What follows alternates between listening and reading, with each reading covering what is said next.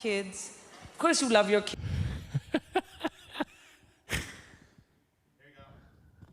We're good? We're live? Like right now, we're Like live? right now, we're live. Oh, hi. Hey. So glad you're here. Yes, welcome to session 2 of Parenting on Purpose. We are so excited here. Oh, we're going to play that in a sec here. Or is it going? No, we're good. Are we good? That was the preview. That was the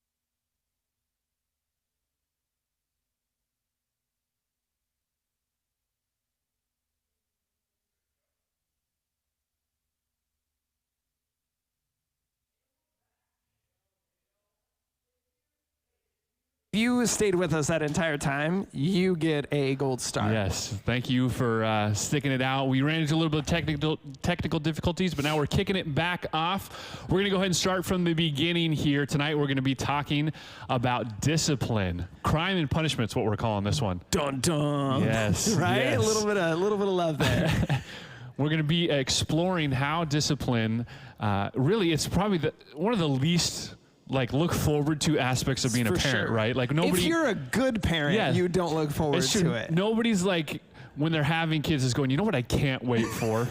I can't wait until I get to start and have to start correcting and handling all those kinds of things. But we're going to hopefully be able to encourage each other tonight and support each other as we take a look at some of the nuances of discipline and correction, and really, most importantly, how we can point our kids to Jesus in the midst Right, of that, right? right. But we wanted to kick things off with A little fun, a little lighthearted, Yep, right? A little Let's take lighthearted. it easy a little bit, because discipline's kind of a heavy subject, can be, but I don't think it has to be. And hopefully some of the clues we give tonight will make it more palatable for you. But let's start with a little fun. Let's laugh a little bit. Fun little clip here that we're gonna check out. Okay, so go ahead and watch this.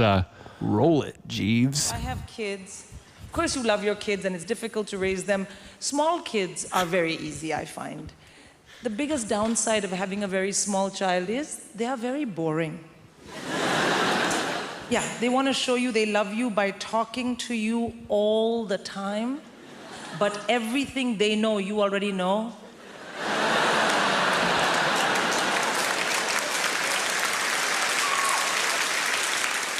I mean, literally zero value add in any of those conversations.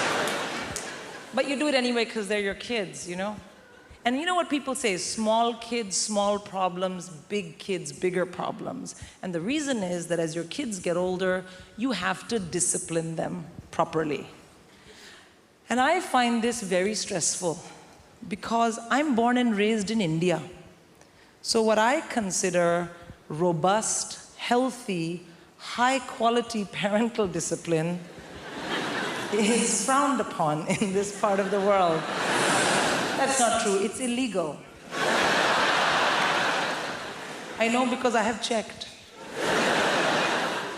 And I want to have really well-behaved kids, but that is no use to me if I am in jail. So I had to learn what you guys do here, and the big thing here is teach your kids about action and consequence using a multitude of techniques.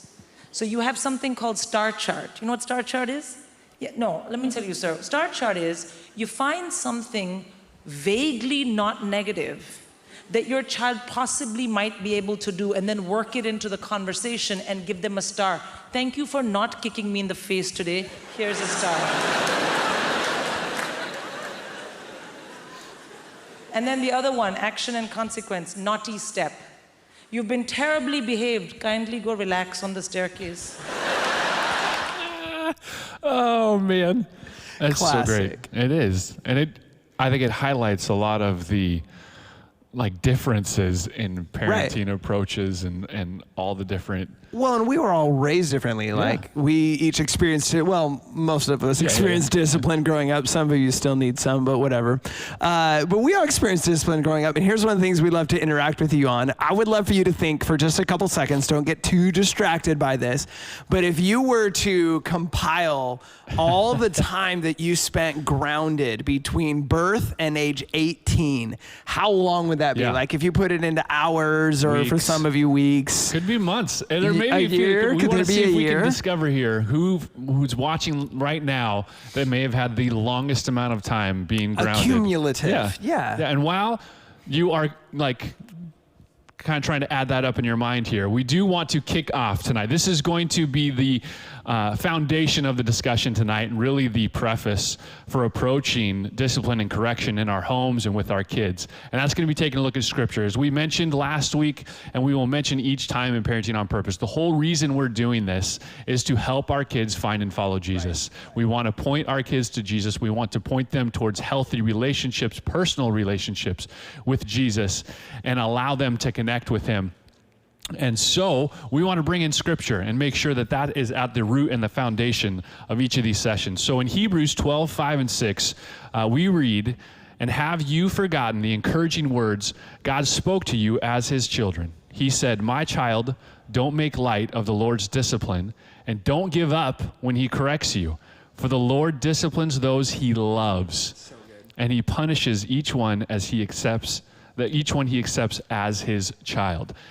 God disciplines those he loves. And that takes some time to get your head around, right? Like, we don't think of love and discipline going in tandem very often, but hopefully in 15 minutes when we wrap this thing up, you'll see a thorough connection between the two, because discipline, when it's done right, is always, it comes from and it results in loving relationship. Yeah. And we know that there's all kinds of backgrounds that some here, when you hear the word discipline, immediately that kind of brings up maybe some negative memories and some negative history.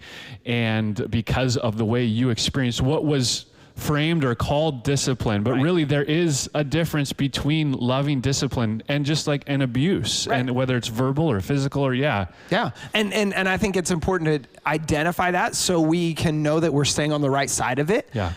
Because we have that question. Nobody sets out to abuse their child, but the reality is this: there's an important distinguishing, like you said, it's physical, it's emotional, sometimes it's psychological. Abuse can take many forms, but it becomes abuse when it's me focused. I don't want a kid who does that, or you are inconveniencing my life, therefore I am going to discipline you. And me focused actions can result in abuse. But discipline, and the reason it stems from and results in loving relationship, is discipline is always others focus. It's focused on your child. This thing is going to cause long-term harm for you.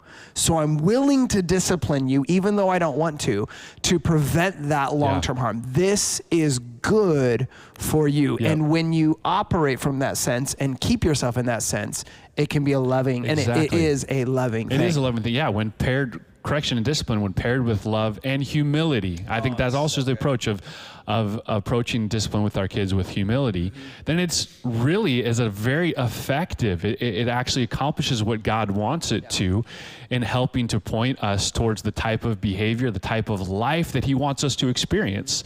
And so that's what we want for our kids. And so that's why we're talking about this tonight, and how we're hoping we can encourage each other in that. But along with like the love being and humility being an aspect of it, and wanting to point our kids to Jesus when it comes to discipline, we believe that a big part of it has to be that we're not just punishing past decisions or past behavior, but we're actually trying to affect, correct, and change future behavior. We're trying to make it so that it's not just, hey, you did this and this is what happens when you do this. I have to punish you because you made this choice. It's about hoping that they learn and they grow, and then they're able to make different decisions in the future. And I think bigger than that, it's about addressing heart change. Unpack that a little bit of That's so key. And here's the thing is, when we're just addressing behavior, we've all had this experience as kids where it feels like you have to follow your kids around to correct them. And as soon as they do something wrong and you correct them, they go and do something else wrong. And you're just constantly, you've probably been there. I know my wife has said it. I'm tired of disciplining my children. But here's the reality. When we dig into the heart issues that are behind that, it becomes a deeper change. It's a deeper work, so it may take more time and energy. But when we dig into the heart issues that are resulting in bad behavior, one, the discipline becomes more effective, but also it requires more engagement. And this is where the heart connection comes in. Because when I challenge what's happening in their heart, I get to learn what's happening in their heart, and they get to experience my heart of love and care for them. So how do we redirect not just the behavior that's happening on surface, but recognize that's the fruit, and all this fruit has a root. How do I get to the root of misbehavior, or the root of really a place of brokenness that's resulting in this behavior? Because if we, it's just like when you're sick, if you just address the symptoms and you don't actually find out what's wrong, then it can just get worse and worse and worse. And maybe you actually correct one of the symptoms. but it doesn't actually correct the problem. And that's not the approach we want to take to discipline. We want to go at the heart of it. And I think a key to that is not only discovering and trying to address in our correction with our kids their heart, but it's also knowing and understanding our own hearts in that correction. And that we have to approach that discipline. We have to approach that moment and those times where we are talking with our kids and make sure that our hearts are in the right place. Because there's no question, we get frustrated. Right. I find I have those moments where I can tell that I'm like, I am speaking out of anger to my kids right now. Yep. And that it's crucial and important in those moments that I do whatever, whether it's stepping back or whether it's just taking a moment going, okay, I need to, this has to be a loving thing, and I have to check my own heart in this moment, or this is not going to be an effective and productive conversation, discipline, correction, whatever it is that we're trying to do. Well, and if the idea of trying to get to the heart level of your child is really daunting, let me just encourage and challenge you, right? Because it does have to do with our heart, and this is how God interacts with us in correcting and leading us back to a place that could be described as fullness of life. So if you're not connecting the dots between your own misbehavior and the place of your heart, it's going to be a lot harder to see that in others, like your kids. Totally. But when I'm coming to Jesus and going, oh man, there's this anger, or there's this, this whatever it is in me that is definitely out of bounds.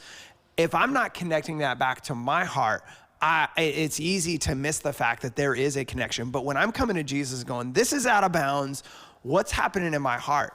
You develop really a skill, and you develop an understanding of the connection between your behavior and your beliefs, or that thing happening in your heart.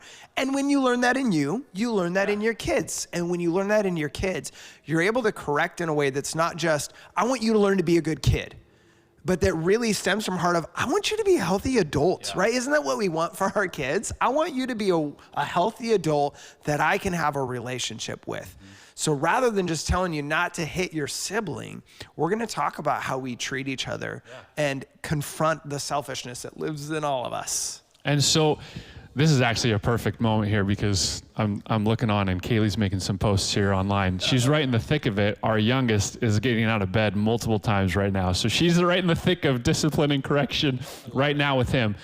And we have found with each of our kids that they are all different. They all have different personalities. They all have different things that their hearts struggle with, and they all have different ways that they respond to discipline and correction. And so we've discovered that in trying to tackle these heart issues, one size doesn't fit all. It's so big. That we can't approach and have just kind of a blanket way that we punish or discipline or correct, and we go, okay, this has worked with Declan and Eva, our oldest, so we're just going to do that, and we're just good, because it might not work with the other ones. Or it could be that each situation or each heart issue requires a different approach. I know with me when I was a kid, so when there were moments maybe where I got too physical, especially when I was really young, I have very vivid memories of being super young, and so I remember sometimes getting in trouble. And if I would hit, push, or kick, my parents would realize in those moments that occasionally they spanked. It was good for me. I feel like I responded really well to it. Because it came from love. Because it came from a place of love. But in those moments where I was being physical, sometimes they went, you know what, maybe spanking him and having a physical discipline right now is not the way to help him learn about that. So they would get creative and they would take a different approach. And I think we have to do similar, that each different heart issue, each kid sometimes requires us getting creative and finding ways to get to know them and how they respond to different ways of correction. What motivates them? What demotivates them? Right. What can really break them? Because we don't want to break them, right? Mm-hmm. And discovering that one size doesn't fit all, and it's going to take work, but I'm going to have to discover the different times that require certain forms of correction, or the different kids that require different forms of correction. Yeah, and in that, one of the things that we've always tried to do, even from a young age when we weren't necessarily disciplining our children, but just trying to help them learn what's right and what's wrong, is we always try to make sure you're directly connecting the consequence to the crime, right? That it's not just this, well, now you've crossed the line, so you get all these punishments, but this is the specific action that stems from this place. And this is why it's not okay. And when our kids were young, we have a 3-year-old right now. But as we are teaching her this kind of context for discipline, when she does something wrong with her hands, we try to give a discipline that helps her realize the hand, that this was what was wrong. When she screams all the time. That girl, I hope she's a singer someday, because she has got pipes. Oh, but man. when she screams, we try to correlate a discipline with her mouth. No, we're not giving her like Tapatio or anything. She's 3. But we try to connect that. But the thing I think a lot of parents wrestle with is, I don't want to be unfair. Yeah. Right? Like if an older kid requires a lot of discipline, then I need to make sure I discipline the younger kids either the same or the same amount. But I would just encourage you to find a freedom from that, because fairness when it comes to discipline isn't about dishing out the same discipline or the same amount of discipline to different people. It's about having the same goal. It's saying, I want you to grow up to be a healthy adult that I can have a relationship with that loves Jesus. And for you, my other child, who's completely different, I want you to be a loving adult who have a great relationship with, who loves Jesus, a healthy adult. And so when we have the same goal, it brings us freedom to discipline differently, but yet find like an equity in it, right? And that's, again, where conversation comes in. This is also a thing that I remember. I remember seeing and watching my parents discipline my brother differently than me and trying to call my parents out on it. Because what he was having to do was just some extra chores. And I was like, I could handle that. Right. How come I'm not getting extra chores, but I'm not getting to hang out with my friends, which is like was super important to me. And my mom was able to unpack it and help me understand what she was wanting me to learn, and also the effectiveness of how that worked with me compared to my brother. And I remember being like, okay, yeah, that actually makes sense. Okay, your mom, it's working. Yeah, right? it's working. It's so working. I do think having conversation, we've had to do this with our kids already. Our Declan is a processor, and he asks so many questions. He wants to know, hey, how come you chose this? Why are you doing this? And it's led to some long conversations, and sometimes the same conversation over and over. Yeah. But I feel like it's important to help him understand why we're choosing to discipline the way we are and what it is we're hoping is accomplished as we are having that discipline, and him experiencing it and going, man, we don't want to do this. We don't like this. This isn't fun to take privileges away or to make it, we don't like it. But we just feel like we just love you too much, basically, to not try and address this. And I love one of the examples you guys did. We actually kind of adopted it similarly. When you guys had your kids were having trouble taking care of like their stuff, their toys. So our kids were, I mean, stuff was constantly left out. It was just treated poorly. And I remember we hit the tipping point when one day I was talking to my oldest and I go, bud, if you don't treat this better, it's going to go away. Like you're going to break it and you're not going to have it anymore. And he goes, I'll get another one for my birthday. And I was like, oh no, you didn't. Right? Like it is on, baby. Like that is not how we think. And so we just we took away all of their toys, like everything that they could possibly, they had sticks in the backyard that they like use as lightsabers. I'm like, our sticks are gone. Nope, that's going in the store. store. You know how hard it is to find a stick in the Tri-Cities, right? So we took it all away, but then we gave them an opportunity to do certain things. One of the things we took away was play money. And so they could do certain things. I priced out, like yard saled all their items. I priced everything out, and then they could buy it back as they earned it. And the two amazing things happened. One, like half of the toys ended up in the trash because they didn't even care about buying them back, because we live in a crazy materialistic society. Cleaning. It was like a spring cleaning cleaning all went thing. away. But then they also valued the things they did earn, and they didn't leave them out anymore because then they'd go back to the bank. And so, but finding, I think the other aspect of that is finding a punishment that resonates with the part of their heart that you're trying to correct. Yeah. When our kids are being materialistic, to confront the materialism. When our kids are being selfishness, confront the selfishness. Don't just give, like we all fall into ruts, and this is not a guilt fest. You don't need to feel I've been failing.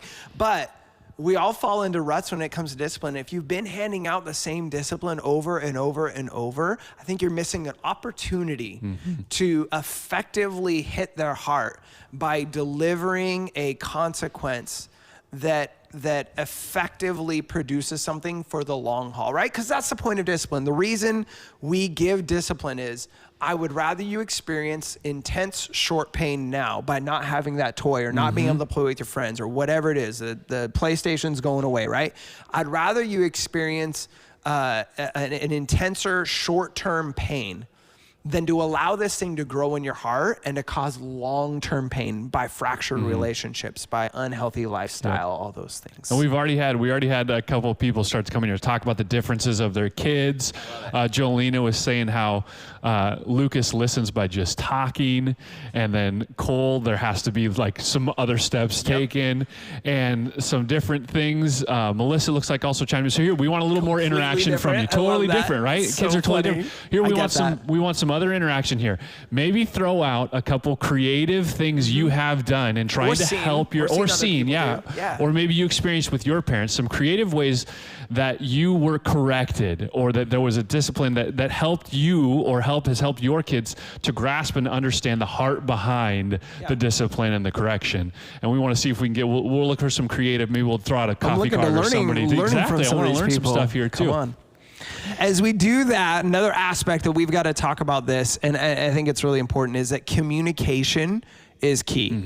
That there's an aspect of, I'm not just going to do this, but I'm actually going to give you, like, so we had a conversation the other day where one of my sons really got to me, and I was super frustrated, and I wanted to deliver this consequence that was like like throw the TV out the window kind of consequence, but I didn't go there.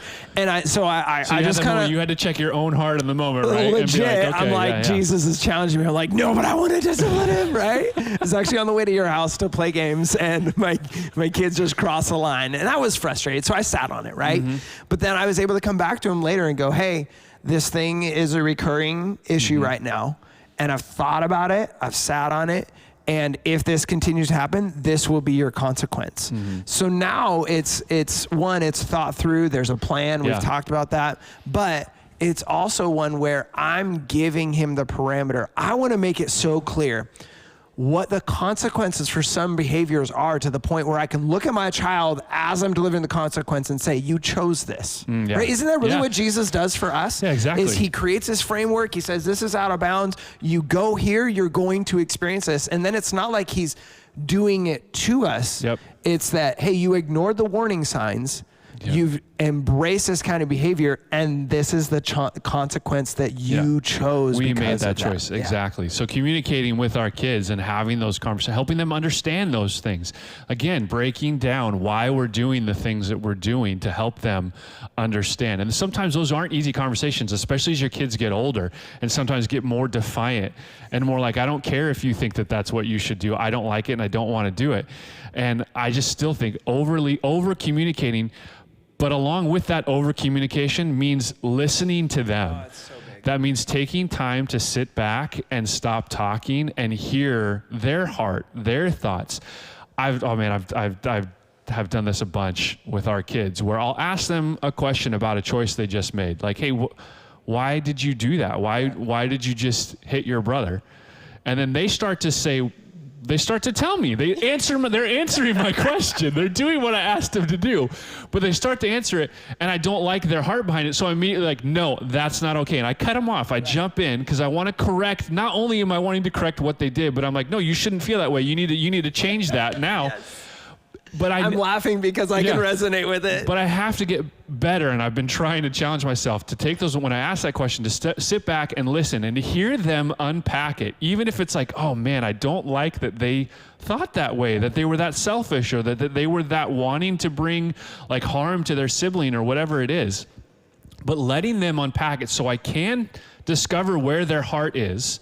And then I can try and approach it and be able to have the conversation around, like, and have so that the discipline really can go right at the heart of the issue. I think also sometimes it's a chance, and this is a tough one, sometimes it's a chance for me to discover maybe ways that I'm falling short as the parent. And I hear their heart and I hear where they're coming from. And maybe there's something in it that I have to go, oh, you know what, bud? I'm sorry, that's Dad's fault that I didn't explain that, or that I snapped at you, or that I snapped at Mom, or whatever it was. I set a bad example. I'm so sorry. That's not okay. And so listening, and then listening some more, and it's really difficult to do. Yeah, and but when you do it, it creates a healthy structure for them to be able to live out the behaviors that you're trying to reinforce. I actually saw on social media the other day with some of the parents in our church. They're young parents. They have a couple young kids. I think the oldest is maybe 2 or 3, but they just had a new baby. Life has been insanely busy. He's in agriculture, so this is a crazy busy time of the year. Finally, the family got to get away, but they were struggling with the behavior of the older child. When finally the older child looked at him and said, "Mom, Dad, don't you know I'm misbehaving because I need your attention?" I'm like, first of all, that's an articulate 3-year-old, right? Yep. But 2, it's just understanding like they had to be confronted with the issue. Sorry, I hope I didn't throw you under the bus, but you shared it on social media, so I kind of have permission, right? Just kidding. But the reality is they were confronted with the reality of like, I've got to create the right structure for my kid to thrive. And all of us feel that way, and all of us have made similar mistakes. But we listening helps us clue into the kind of environment we've created. Yep. Have we created an environment that reinforces the behavior that we want to see from our kids? And then I think that also it makes it so it begins to set a precedent for what we're hoping for with our kids down the road.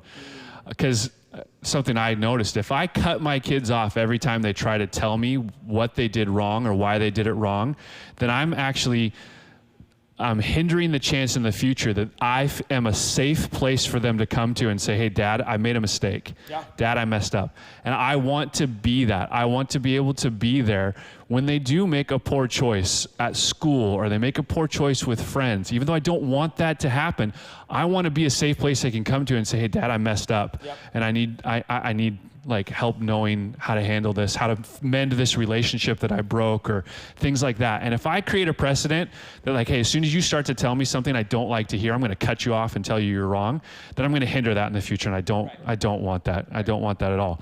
Man, if you get anything from the conversation about discipline, play the long game. Yeah. If you're tired of disciplining your kids and you're just like, I don't have the energy to discipline right now, think of the long game. What kind of kids do you want to have when they're adults, right? If you find yourself reacting a lot and snapping at them and being challenged by like, I want to pull their behavior into line right now, play the long game. Yep. Have the relationship with them that earns the right to be heard, and definitely discipline. We think discipline does that. I think a lack of discipline actually destroys relationship. Some people don't discipline because they're afraid to lose relationship with their kids. They maybe grew up in a super strict home and they're like, that's not at all what I'm going to be, and they go the other direction. It doesn't work. From what we've seen in friends' lives and in our own lives, healthy discipline, loving discipline, fosters relationship. So if you're tired, if you find yourself really short and struggling, play the long game. Yep. Think about the kids that you want to have when they're 20, when they're inviting you to their house, right? And try to develop a plan for discipline that leads you there. Yep.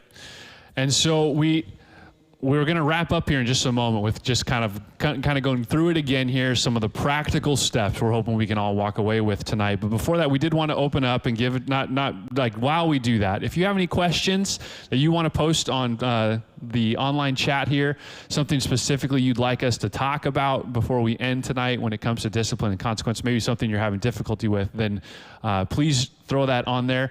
If maybe it's a question that you're like, I don't know that I want to post that on there, then you can email me at mattw@faithtricities.org, or you can jump on the app. If you're watching from the app, there's a Connect section there. You can click on Connect, fill out a little card and put your question on there. We'll get in touch. We want to have the conversation. We want to be able to support and encourage and walk through some of those difficult things.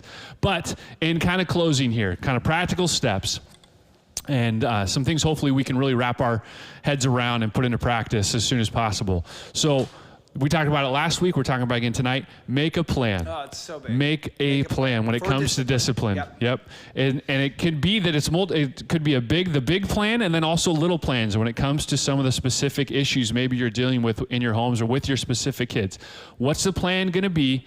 And then getting on the same page with your spouse or the people that you're parenting with, and then be consistent. Oh, be consistent. That's the biggest thing. And consistency works on multiple layers. One, you need to be consistent on your discipline because you're working a plan. Your kids, we can't send a signal that sometimes it's okay to get away with this and then sometimes it's not. And so be consistent. But also, if you're co-parenting with your spouse, be consistent between each other. Don't let it be an environment where there's one parent that's super strict and one parent that's really lax and lets people get away with everything, because it creates a place of chaos for your kids, and it puts that parent in a pocket that they don't necessarily want to be in. No one's like, I love that I'm the disciplinarian and I like crack the whip, you know? But the reality is this is something you've got to get on the same page with your spouse on. Pray about it together. If you're facing a behavior challenge with your kid and you're like, I don't know what the plan is, I don't know how to make a plan for this, pray about it. Take it to Jesus and ask him for help. The Bible says, I love the book of James, chapter 1. It says this: if you lack wisdom, ask of God, and he'll give it to you generously every time. It's a prayer that God guarantees he answers every time when we pray it with confidence that he's going to answer. So come to Jesus, be consistent, but come to Jesus and say, God, I need your help with this. And then that's the listening aspect again, right? We got to listen, not just to our kids, we got to listen to God as well in the ways he wants to direct us. So then we've got a plan. We're like, I'm going to be consistent. You feel like God's given us some insight and wisdom. If this is not already a major part of your like family and your home life and your parenting, then going from 0 to 60 overnight might not be the best approach. It might need to be kind of, again, think long term, think the long game, and going, okay, we're going to start with some conversations. We're going to start by laying the groundwork. Again, it could be actually sitting down and sitting down with your kids and going, I have not done a great job in this, and I want to do better. And I hope that you guys can get on board with all of us doing better in this. Here's some of the things I want us to start to try and do as a family. But to try and just come down and just be like, here's the things you're not allowed to do anymore. Here's what's going to happen when you do them, and boom. They might not respond super good if that hasn't been. Just maybe not. Maybe not. They might need a little more time to be eased into this accountability and this discipline, and to see that it's coming from a loving place from you. And so definitely begin to implement, but maybe not from 0 to 60 just overnight. Make a plan to get to 60. Yeah, exactly. You're in a Pinto, not a Maserati, so get at it. Hey, another piece of advice is this, and it's challenging in many different ways, but remember, you are the parent. You're the parent, and let me approach it from this aspect first. You're the parent because God made you the parent. Yeah. And God made you the parent because he trusted you. He entrusted this precious child to you, and he trusted you, and he didn't trust you on accident. He trusts you also. He promised to be with you in it. So maybe you feel like, but I can't do it. You're right. You can't. It's true. You're going to royally, I don't know how yet, but I'm going to screw up my kids in some way or another. But at the same time, my job as a parent is not to feel like I got it all figured out or feel like, okay, God, I got it from here. You gave it to me. No, it's to depend on him in the day to day. But to remember that you are the parent because God made you the parent. And then remember you're the parent in terms of this is part of your role. This is part of your job. No one else is there to discipline your kids or to set them up for success like your discipline can. So discipline them out of love, out of passion to see them thrive. Create a structure and a framework for them to thrive, which is going to require some correction and redirection, which is all that discipline is. You've got to be the parent. Yep. And remember, like Mike said, we're going to fail. We're not perfect. We are imperfect parents. And the goal is to point our kids to a perfect God, right? That is the goal.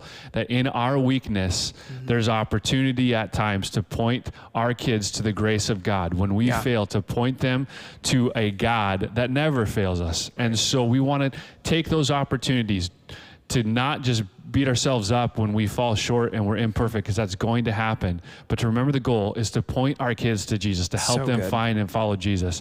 And so sometimes in those moments where we're feeling like, man, I'm headed down a road of failure right here. I can feel it. I'm angry. I'm frustrated. I'm about to blow up. Then we think one of this is kind of our last practical piece of advice, is to step away at times or have your kids step away at times. And so that could mean that you're in the middle of a discussion, you're in the middle of addressing thing, you feel that, I know I can feel it sometimes, like I can actually like feel my blood pressure going up. Yeah. And I have to stop myself in those moments and go, I need a moment here, or I'm not going to approach discipline and correction right now from a loving place. It's going to be that selfish, angry place. Right. And I don't want to do that. And so it could be, hey, I need you to go to your room for a sec. Dad's going to take a moment, and then I'm going to come and we're going to continue this conversation, and we are going to address this. We are going to talk about this, but I want to make sure that you hear like my heart on this. I want to make sure that we're able to talk about where you're coming from here. And and it's hard. That can be hard with little kids, right? They maybe don't, but I think it's a good practice to begin putting in place, right? That if there's a moment where it's getting out of hand, we're going to step back, we're going to step away, and then we're going to come at it again in just a few minutes or in a little bit here and be able to approach it from a loving, caring standpoint. And we use that tool even in our marriage, right? Where we get to have some intense dialogue from time to time. And when we're there, we give each other permission to step away. But I think this is key for both parenting and marriage. You've got to give yourself a time limit. Yeah. Because you've got to come back and deal with the issue. If you find yourself stepping away again and again and again, but not dealing with the issue, then that's not discipline, right? Just giving your kid. I love the end of that comedy bit where we kindly sit on the stair for a second, right? Which some of our kids are introverts and they're like, yes, totally. Right? I love room. the stair. Perfect. But for you, I would just encourage you, when you step away, create a time frame that you are going to come back, you're going to deal with this, you're going to work the plan you have and make it happen. Yeah, especially because with kids, especially the younger ones, the longer, the more disconnect there is for them from like the behavior you're trying to correct. So you come back to it and then you want to like address this and they don't even remember what they did maybe. And so you gotta make sure it's not too long of a time, but there's a chance to let cooler heads prevail, to calm down and approach it from a loving standpoint. Let's see, did we get any? And you can use your spouse in that too, right? You can use your spouse as a resource, because there are times when my wife is fired up and I'm more like chill about it because I haven't been in the thick of it all day with her. And then there's times where I'm in the middle of it and I'm fired up and she's calmer, and I can hand off and go. And this is honestly one of the things I so appreciate about my wife is she grew up in a single parent home, so she watched her mom discipline. I grew up in a male dominant home where my dad was a disciplinarian. And so I've been so thankful that she's willing to pick up discipline and share that. And it's definitely been a hand in hand thing. But there's times when I go, hey, I'm here, right? And this is the behavior. Can you discipline? And she's willing to pick it up. And times where I get home and she's like, I'm up here and this is the behavior. Can you pick it up? And it's amazing how your kids respond based on your own demeanor and based on how you approach it. So that's true. JoJo's watching. Erica just jumped in that she's watching. Hi, JoJo. And she said that Dad's looking at me. It's super cute. Oh, man. Well, hey, we didn't have any questions on here, which is great. Again, if you do have any other questions, email, send in a connect card, something so that we can get a chance to connect with you and have those conversations, help you, support you, encourage you. That's the whole reason we're doing this, right? Is to support each other, encourage each other, help our kids find and follow Jesus. So we're so glad you tuned in. We've got another one coming in just a couple weeks. 2 weeks. 2 weeks. We're going to do another Parenting on Purpose. We hope you're here. We look forward to it, and have a great week.